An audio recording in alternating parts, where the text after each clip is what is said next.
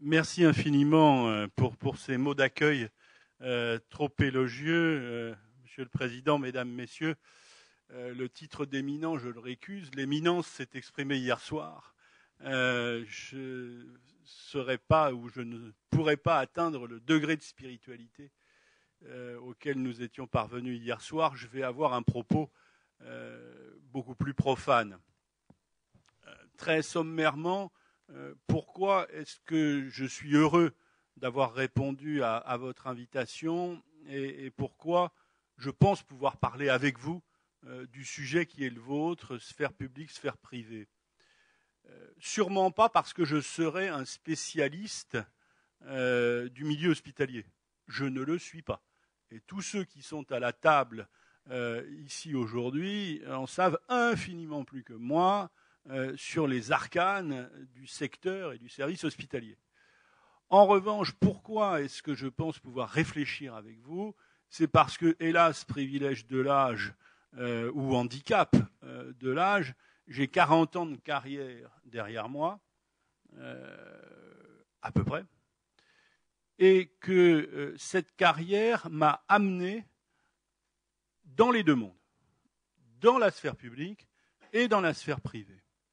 Et que, à peu près également, j'y ai partagé mon temps, soit de manière successive, soit de manière permanente et complémentaire. Effectivement, j'ai eu des responsabilités diverses dans le secteur public, d'abord dans diverses administrations publiques, puisque j'ai fréquenté au tout début de ma carrière, brièvement, mais c'était une expérience marquante, puisque c'était ma première formation professionnelle, j'ai été à l'administration centrale du ministère de l'Intérieur, et plus particulièrement à la direction de la police nationale. Ensuite, très rapidement, je suis entré à l'université, mais où j'ai eu beaucoup d'activités dans l'administration universitaire, que ce soit des responsabilités syndicales ou des responsabilités collectives de représentation des facultés de droit auprès des pouvoirs publics. En cabinet ministériel, j'ai été amené également à fréquenter le commerce extérieur, qui est un département à la fois économique et de relations internationales. Et puis, effectivement, j'ai été aussi recteur d'académie, ce qui place en position de haut fonctionnaire territorial, puisque le recteur a la responsabilité directe et hiérarchique de l'enseignement du premier et du second degré et la tutelle des établissements d'enseignement supérieur et de recherche de son ressort. Il est le représentant du ministre dans le territoire. Ce qui donne une vision un petit peu diversifiée. Mais en même temps, après le début des années 90, et en complément de mon activité de professeur de droit public, un peu à la manière des praticiens hospitalo-universitaires, j'ai exercé aussi en cabinet d'avocat.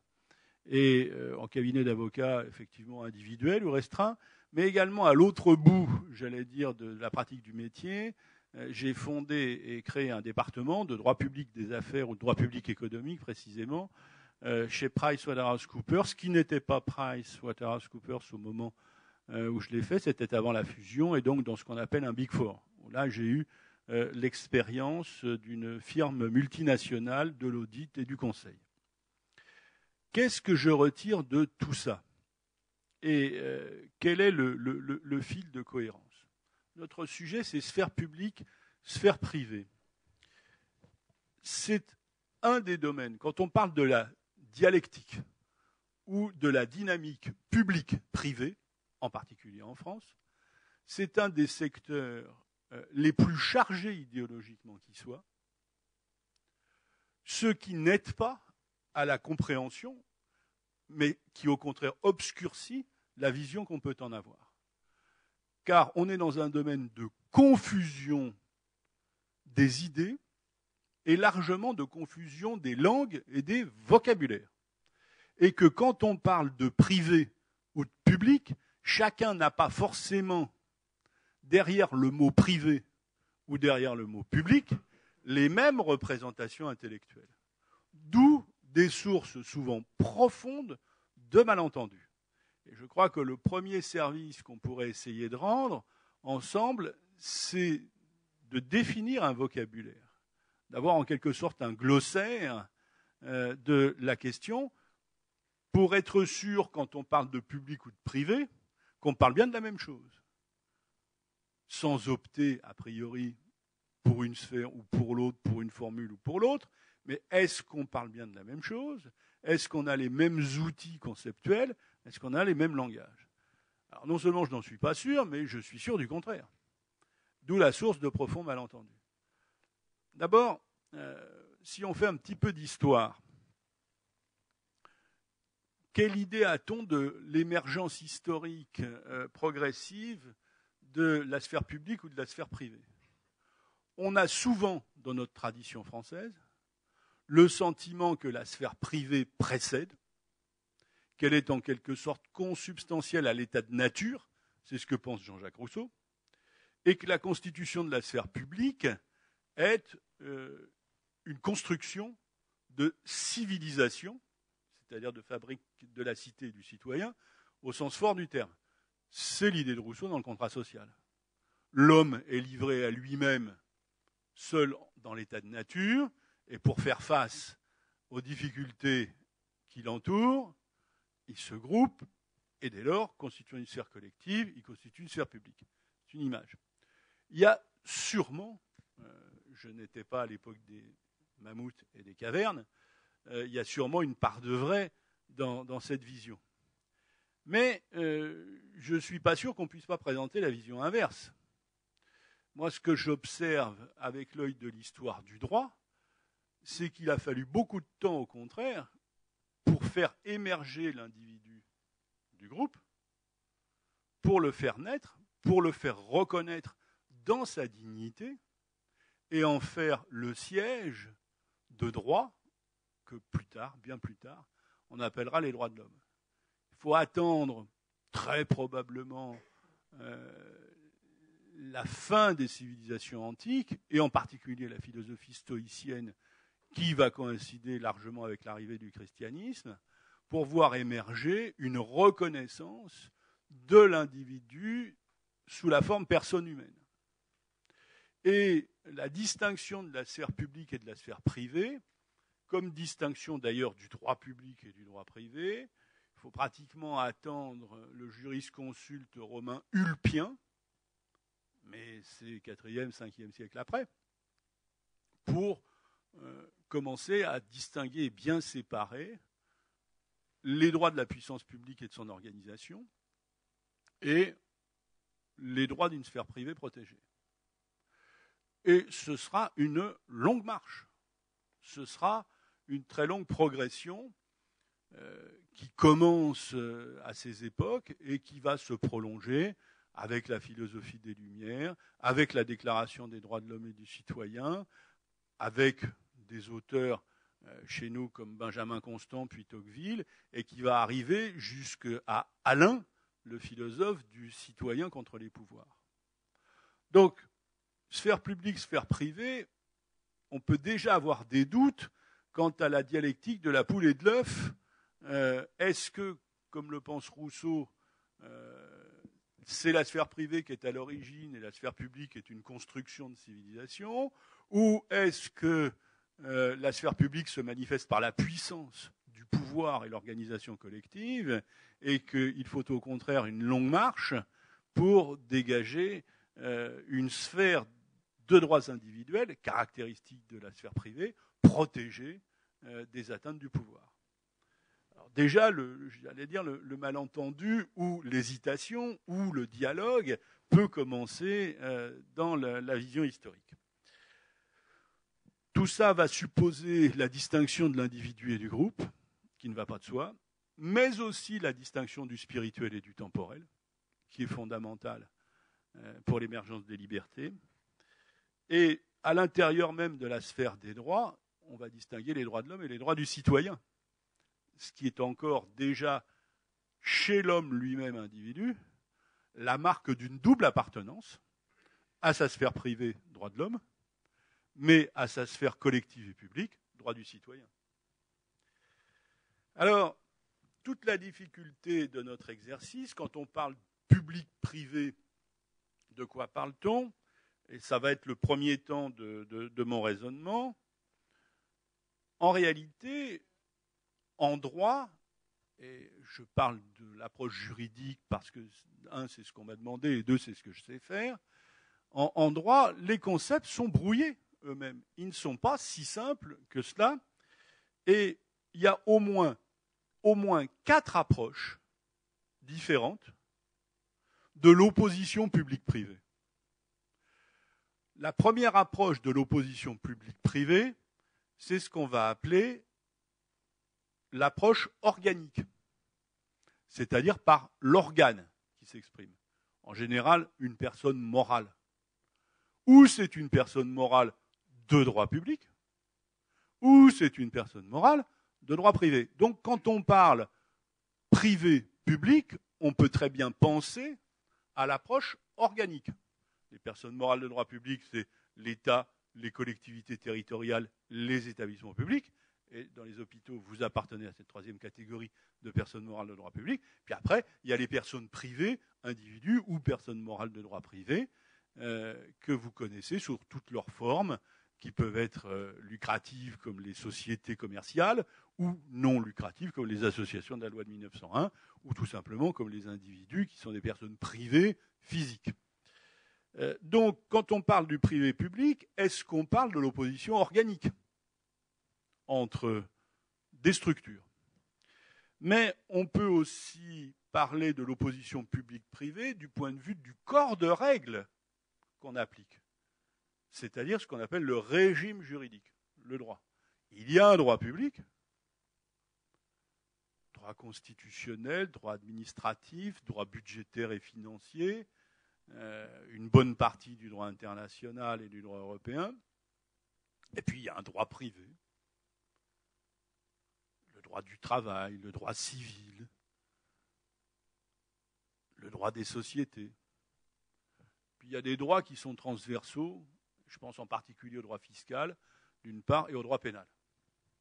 Mais quand on parle de l'opposition publique-privée, est-ce qu'on parle de l'opposition organique ou est-ce qu'on parle de l'opposition des régimes juridiques? On peut aussi parler des oppositions de secteurs. Mais l'opposition de secteur, elle est elle-même double. Quand on parle de secteur public par opposition au secteur privé, de quoi parle-t-on? Est-ce que le secteur, c'est une opposition de domaine d'activité, de mission, de champ de compétences? Il y aurait des missions qui relèveraient par nature, par exemple, de la collectivité publique. C'est souvent ce qu'on dit des fonctions régaliennes. La défense, la justice, la sécurité publique. Ou, dans le secteur privé, on parlerait de champs de compétences et de nature d'activité, le commerce, l'industrie, qui seraient par nature des activités relevant du secteur privé. C'est une troisième approche de l'opposition publique-privée, qui est là par le secteur et donc par les domaines d'activité.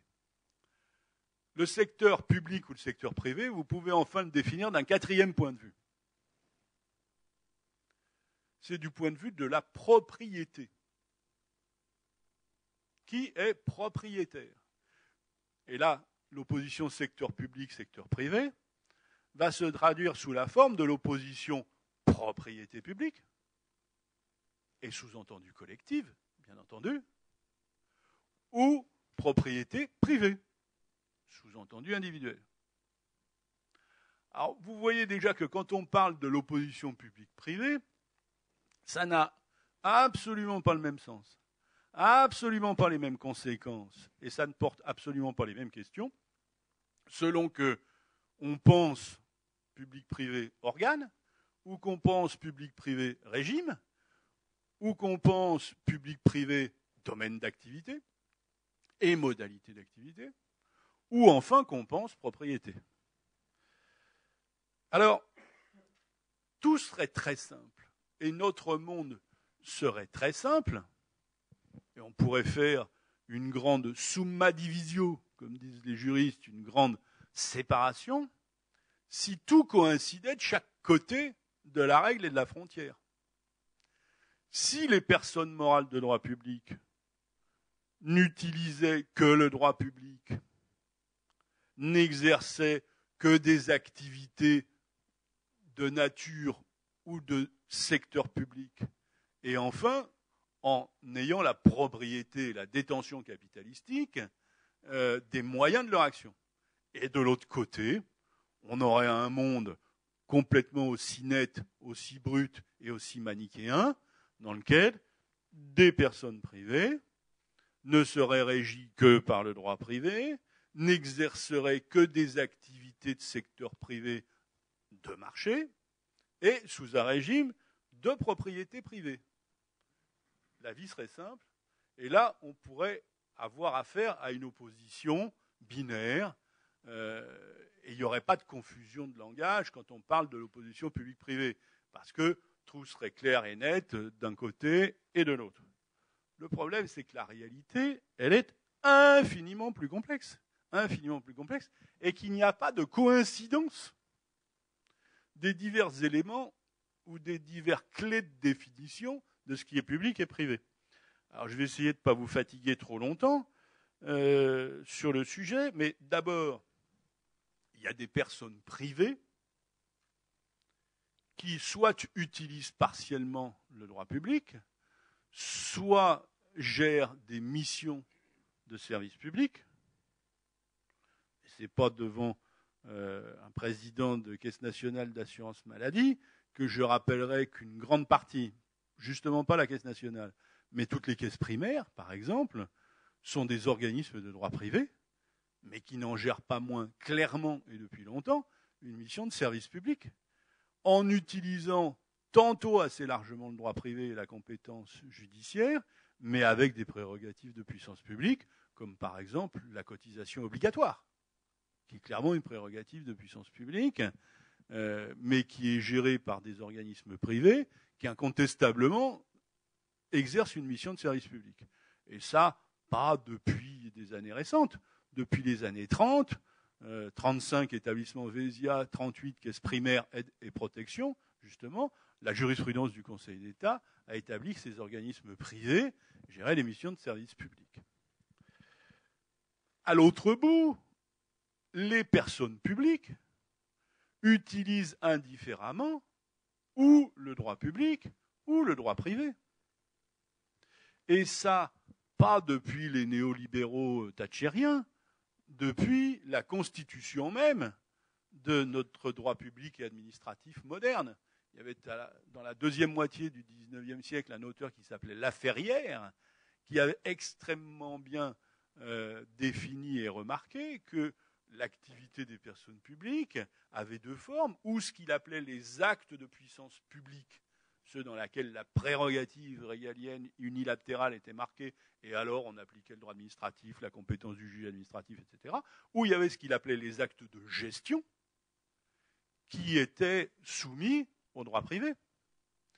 Et il a été repris par un dangereux néolibéral thatchérien dans un arrêt du Conseil d'État de 1912, Société des granites porphyroïdes des Vosges, ça ne s'invente pas, rendu sur les conclusions d'un jeune commissaire du gouvernement au Conseil d'État promis à une belle carrière politique qui s'appelait Léon Blum.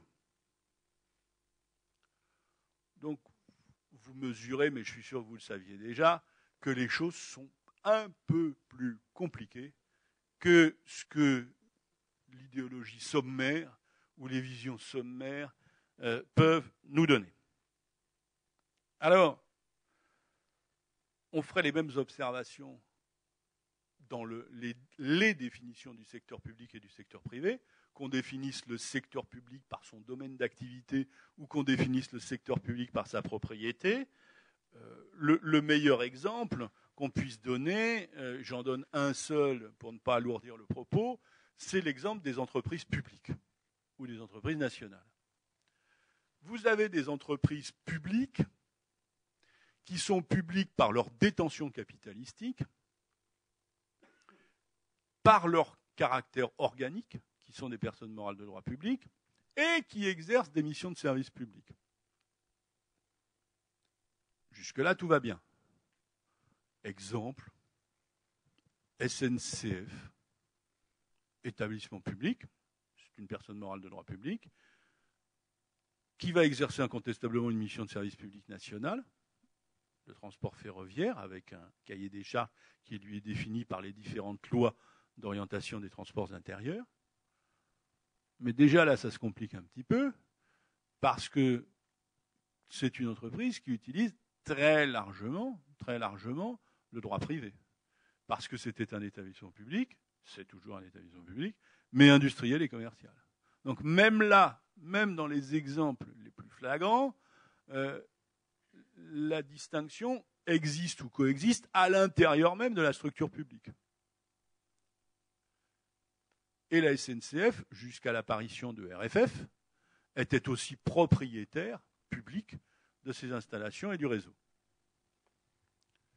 Mais vous avez des entreprises qui sont publiques ou tout au moins nationales par leur détention capitalistique, mais qui n'exercent pas de mission de service public, qui opèrent sur le marché et qui sont soumises entièrement au droit privé. C'était le cas, par exemple, de Renault. L'industrie automobile, tout au moins dans nos sociétés, dans nos civilisations, la production d'automobiles n'est pas une mission de la collectivité publique. Il n'empêche que, en l'occurrence pour des raisons historiques, la détention capitalistique faisait de l'entreprise une entreprise nationale, si ce n'est une entreprise publique. Et on dirait la même chose, à une certaine époque, des banques, ou des grandes banques. Et la question va redevenir d'actualité, très probablement, ou elle est d'actualité. Et vous avez des entreprises qui sont des entreprises du service public et du secteur public du point de vue de la détention et de la mission, mais qui ont pu historiquement être des personnes morales de droit public, mais qui deviennent des personnes morales de droit privé.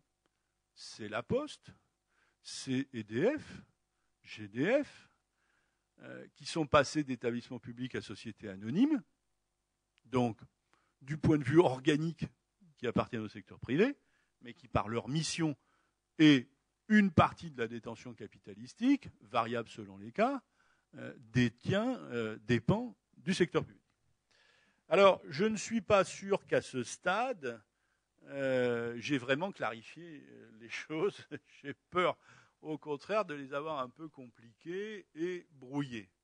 Mais c'est parce que la réalité est complexe. Et en tout cas, c'est un préalable pour savoir de quoi l'on parle et de se dire que quand on est dans l'opposition ou la confrontation sphère publique, sphère privée, au moins il faut savoir, il faut mettre sur la table de quoi parle-t-on. Est-ce qu'on va parler du régime, de la propriété, de l'organe ou des missions ou du secteur? Mon troisième point, et qui sera un point conclusif, et j'en terminerai là parce que j'espère qu'on aura un dialogue, des échanges et des questions. Que faire aujourd'hui avec le service public, ces définitions diverses étant posées? Et qu'est-ce que le service public? Alors, de mon point de vue, et je suis sûr que la discussion sera ouverte, ce qu'on doit attendre aujourd'hui, c'est une remise au clair des responsabilités de chacun, et notamment des responsabilités de la collectivité publique et de la responsabilité des acteurs privés. À chacun sa définition, à chacun sa responsabilité, plus exactement, et je dirais que les vaches seront bien gardées. Il faut remettre chacun à sa place, dans sa fonction et dans son rôle, même si les actions sont complémentaires, peuvent être complémentaires, et je dirais souvent doivent être complémentaires, mais à condition d'avoir restitué à chaque entité, à la collectivité publique d'un côté, aux acteurs privés de l'autre, les responsabilités qui sont les siennes ou qui sont les leurs. Je vous dirai d'abord, de mon point de vue, ce que n'est pas le service public. Le service public, pour moi, ce n'est pas un organe. C'est-à-dire que ce n'est pas, par nature, une personne morale de droit public ou une personne morale de droit privé. Un service public, ce n'est pas un établissement, ce n'est pas un bâtiment, même si nous aimons les frontons, les devises et les pavillons dessus, et parfois à juste raison, mais le service public, de mon point de vue, ce n'est pas un organe. par voie de conséquence, ce n'est pas non plus un statut. C'est-à-dire, ce n'est pas un régime juridique. Ça peut être un régime juridique de droit public, ça peut être un régime juridique de droit privé. C'est affaire, je dirais, de choix, de circonstances et de pragmatisme. Alors, si le service public n'est ni un organe, ni un statut, ni même un champ d'activité par nature. Nous discutions entre nous ensemble hier soir de savoir s'il y avait des activités d'intérêt général par nature qui étaient des activités de service public par nature. Et on pouvait se dire, il y a des besoins fondamentaux, essentiels, primaires, premiers de l'homme, et ce doit être des besoins d'intérêt général, donc satisfaits par des procédés d'intérêt général. C'est vrai, et ça n'est pas vrai. Et nous prenions l'exemple d'un certain nombre de fonctions vitales, comme l'alimentation, comme le vêtement, qui, très largement, ne reçoivent jamais, sauf exception très limitée, la qualification de service public et qui ne sont pas satisfaits par les voies et les procédés du service public, là encore, sauf exception à la marge, veillant au rationnement parfois dans certaines périodes de crise ou à la distribution d'un certain nombre de produits. Le service public, c'est à mon sens une mission. C'est une modalité d'exercice de certaines activités. Ce n'est pas une activité par nature. C'est une modalité d'exercice de cette activité. C'est un cahier des charges. La responsabilité de la collectivité publique, c'est de dire ce qui est service public par son label, c'est-à-dire le besoin qui va être satisfait par les procédés du service public, ce qui veut dire en opposition avec le marché, clairement, en plaçant hors marché la satisfaction de ces besoins pour des objectifs politiques et sociaux.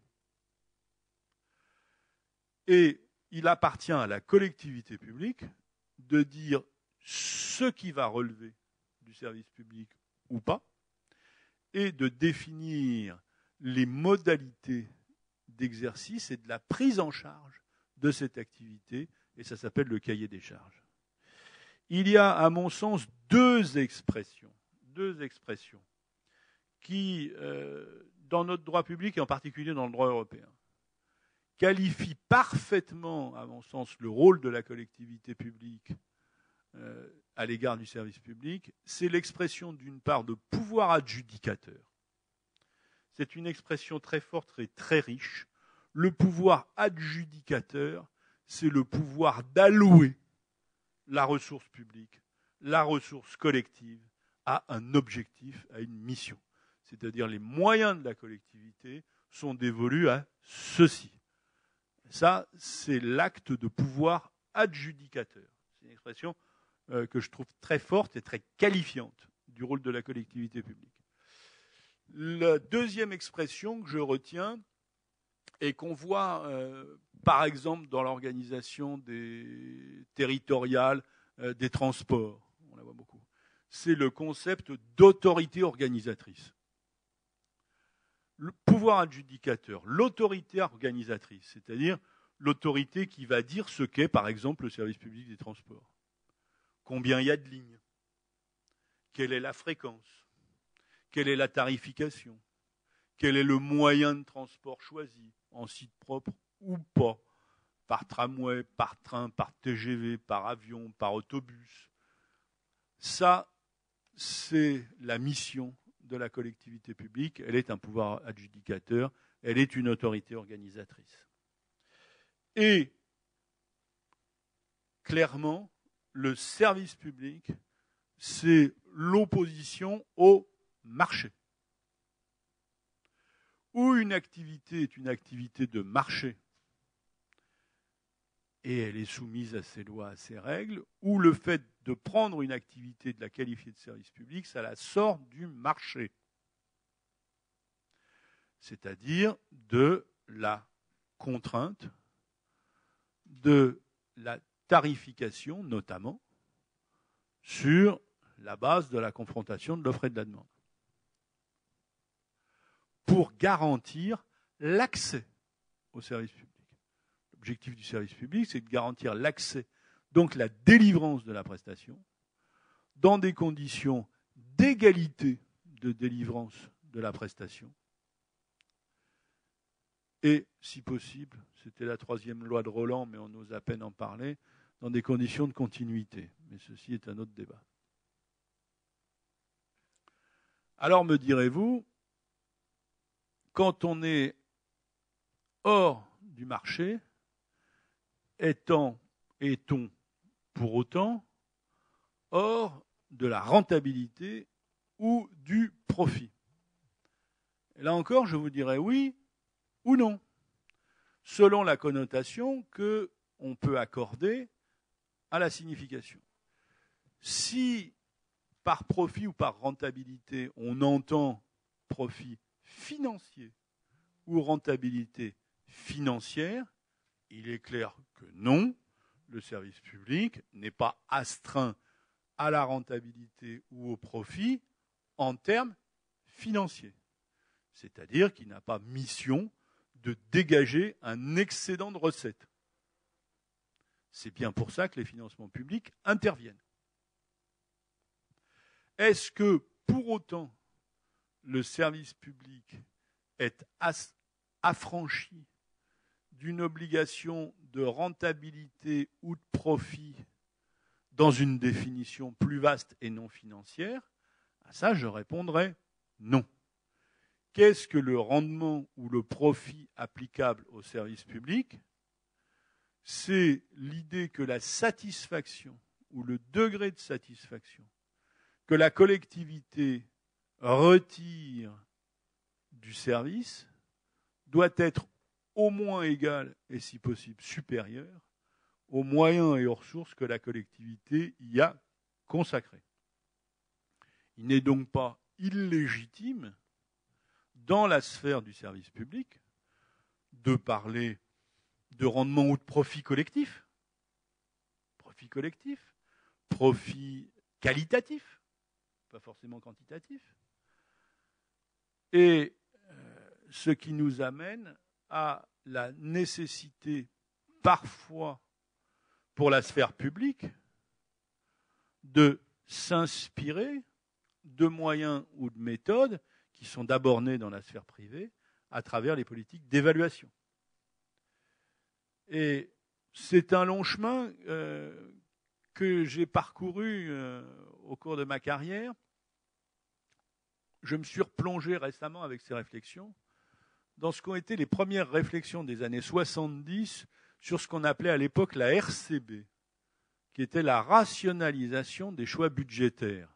Alors je vous parle d'un temps que les moins de 20 ans ne peuvent pas connaître, sauf dans la littérature, mais ma première publication universitaire aux presses universitaires de France dans la collection des travaux de Paris II, il y a presque 40 ans, était consacrée à la rationalisation des choix budgétaires. Il y avait un effort à l'intérieur de la sphère publique pour dégager des critères d'évaluation et des indicateurs de satisfaction où l'on pouvait confronter l'efficacité des moyens publics et de la ressource publique.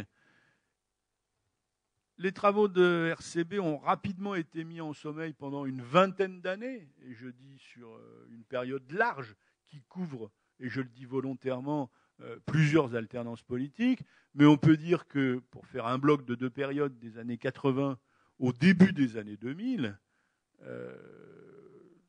les études ou les efforts de RCB ont été largement mis entre parenthèses. Et puis, c'est au début des années 2000 que, sous la forme de la LOLF, d'abord, la loi d'orientation des lois de finances, puis ensuite de la RGPP, de la Revue générale des politiques publiques, on a réintroduit une discipline où, au fond, quand on est dans un service public, on n'en est pas moins comptable vis-à-vis de la nation des moyens que la collectivité procure et que l'obligation de compte-rendu, le rendu compte, est une obligation qui pèse sur tous ceux qui exercent un service public. Chez les délégataires de service public, c'est une obligation.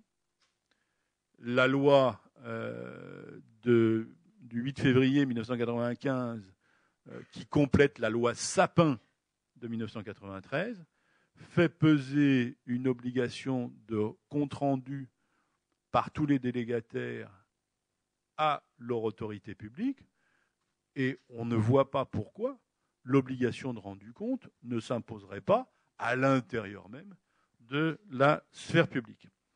Et aujourd'hui, dans les contrats publics, l'insertion de clauses d'indicateurs de performance est extrêmement utilisée et elle me paraît tout à fait aller dans le bon sens, ce qui montre bien que l'on peut dépasser les oppositions publiques-privées et qu'on peut aller, comme c'est le titre de votre séminaire, de l'opposition à la complémentarité. Voilà, je ne suis pas sûr d'avoir bien clarifié les choses, je les ai peut-être un peu compliquées, mais je suis à votre disposition.